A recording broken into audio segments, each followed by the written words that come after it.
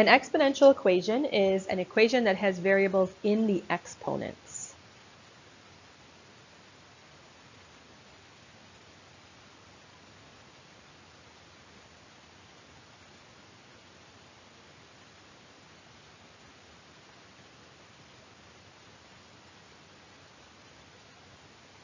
So for example, you might see something that looks like this. 2 to the x plus 1 equals 8. And what you need to solve for is this x here. So in order to do that, because it's an exponent, you have to do some extra steps to get that down from the exponent. So step 1 is to simplify. And what that means is to use the properties of exponents.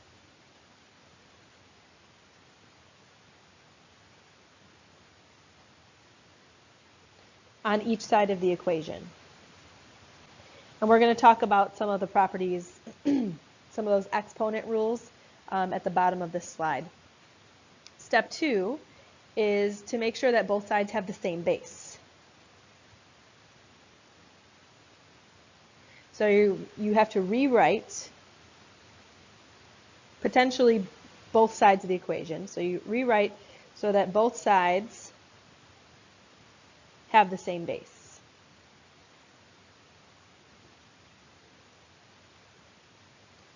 And then lastly, you're going to set the exponents equal to each other. So you drop the base on both sides.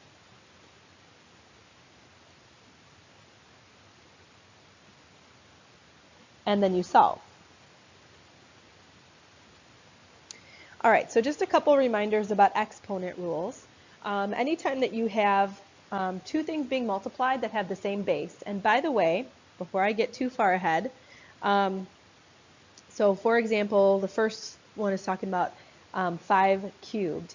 5 is the base, and 3 is the exponent.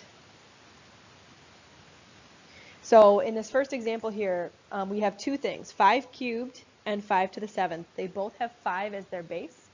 When you have matching bases, you can add the exponents. So the answer here would be 5, and then you would do 3 plus 7, which is 10. When you are dividing things that have the same base, you subtract the exponents. And there's two ways you can write this. So you always want to write it as something with 5 as your base, and then we're going to condense it so that it's not two bases, it's only one. So if I did 3 minus 7, that would give me negative 4. And then another property of exponents, which we're going to talk about in the fourth one, is when you have a negative exponent, you should rewrite it so that it's positive. So right now this is like 5 to the negative 4 over 1. If you take the reciprocal, it changes the exponent so that it's positive. So this is the same as 1 over 5 to the 4th. When you have something like 5 to the 3rd and the whole thing is raised to the 7th power, you multiply the two exponents. So 3 times 7 is 21. So this is 5 to the 21 power. We just talked about this negative exponent stuff. Right now this is really like 5 to the negative 3 over 1. So you would flip it, 1 over 5 to the positive 3. And then anything to the 0 power is always 1. It doesn't matter what it is, if it's a number, if it's a variable, if it's a bunch of stuff, it doesn't matter. If it's raised to the 0 power, your answer is automatically 1. These first examples we're going to do are equations that already have a common base. So what that means is we're not going to have to rewrite so that they have the same base. It saves us just a step of work. So this first equation here is kind of like the easiest version of what we're going to do today, or the simplest version. They already have matching bases, and it's 1 on each side, so I can automatically take the exponents, so x plus 1 and 9, and I can set them equal.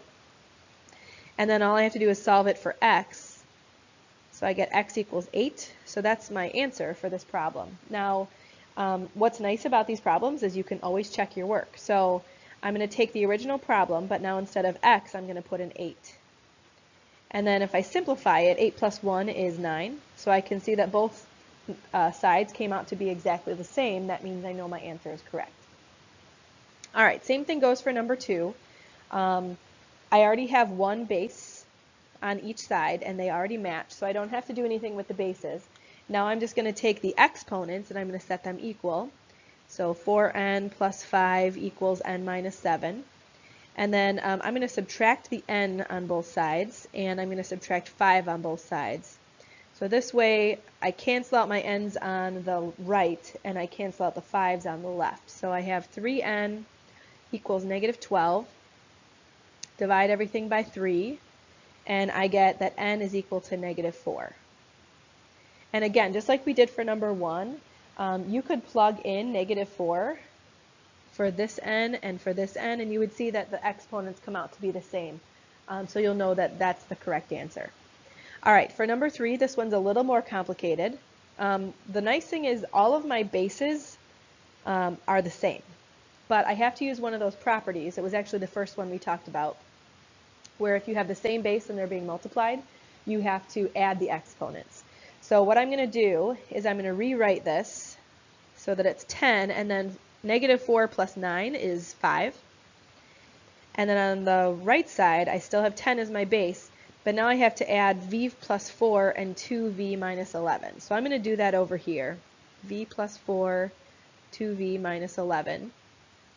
So I would have 3v and then minus 7. So that's my new exponent. All right, so now what I'm going to do, now that I have one base on each side and they both match, I can set my exponents equal. So here I would have to add 7 to both sides, and I'm going to bring it up here. I would have 12 equals 3v, and then divide everything by 3, so I would get that v equals 4. And again, if you plug that in, you would see that it comes out to give you the same thing on both sides, so that's how you would know that it's correct. All right, this last one is a you-try problem, so I'm going to write down the answer, but I'm not actually going to do the work. So you should get k equals 1. All right, some more examples. These do not have a common base. So you're going to have to really keep in mind your perfect squares and perfect cubes when doing these types of problems. Okay, so the first one, I have 6 to the 2x minus 10 on one side, and I have 36 on the other side. Usually a good thing to do is look at the smaller one, the smaller base, which is 6, and think, can I rewrite the other side so that it's a power of 6? So I have 6 to the 2x minus 10, and if I write 36 as 6 to a power, it would be 6 squared. So now I'm back to where I was on the previous slide, where now I have the same base, and I have the exponents I can set equal. So now I'm going to set 2x minus 10 equal to 2. I'm going to add 10 to both sides, and I would have 2x is equal to 12. And then if I divide everything by 2, I get that x equals 6. For example 2, I'm going to do the same thing. So I'm taking a look at the smaller exponent, the smaller base, which is 2. And I want to try to rewrite 8 as a power of 2. And 8 is actually 2 cubed. So there's my matching bases. Now I can take my exponents and set them equal.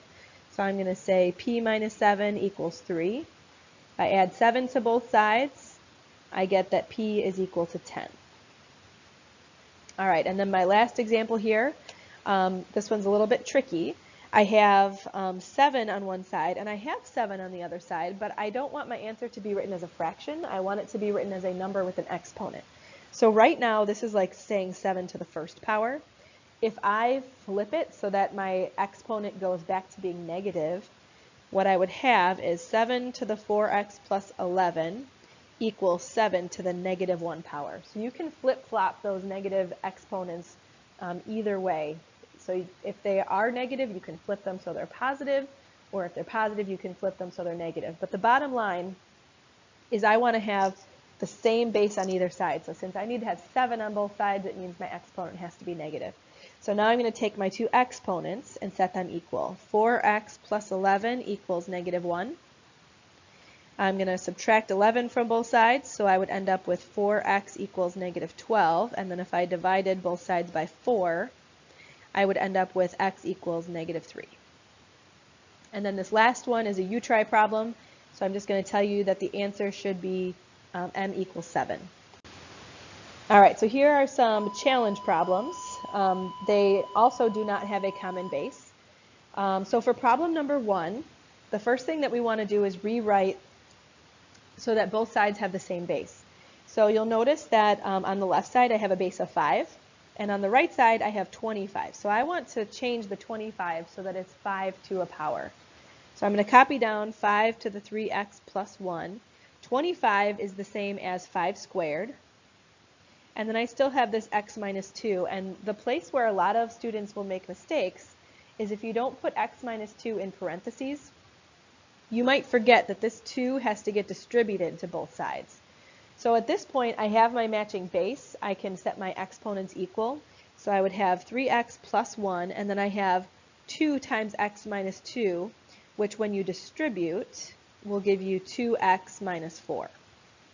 So now I have to move the 2x to the left side by subtracting it, and I'm going to subtract the 1 on both sides to move it to the right side. So those are going to cancel, and I would have x equals negative 5 as my final answer here. All right, problem number 2. There's a little bit, there's a tricky spot here. So there's actually more than one way you can do this. You'll notice that this problem here on the right, I have 2 things that have the same base that are being multiplied. You can't see the exponent, but it's actually a 1 there. So what we're going to do here is I'm going to rewrite the problem. 64 equals, and then since they're being multiplied, I would add the exponents. So it's 4 to the 1 plus 4x power. And now I need to make sure that both sides have the same exponent. 64 can be written as 4 to an exponent. It's actually 4 cubed. So now I have my 2 equal exponents. So now I'm going to set 3 equal to 1 plus 4x. And then I'm going to subtract 1 from both sides. So I would have 2 equals 4x. And then if I divide by 4, I would get x equals 1/2. All right, now this last one, we've got lots of tricky stuff going on. So I have 2 things on the left side that have a common base. So I could combine those together by adding these 2 exponents. So 2x plus 3x is 5x, and then plus 4. And then 81 is the same thing as 9 squared, but I don't want it in the denominator. I want to move it up to the numerator, so it's going to be 9 to the negative 2. Now I have the same base, so I can set my exponents equal. 5x plus 4 equals negative 2. Subtract 4 from both sides. So I would have 5x equals negative 6, and then if I divided by 5, my answer would be that x equals negative 6 over 5, or you could write it as the decimal negative 1.2. All right, this you try problem, you should get x equals negative 4 as your answer.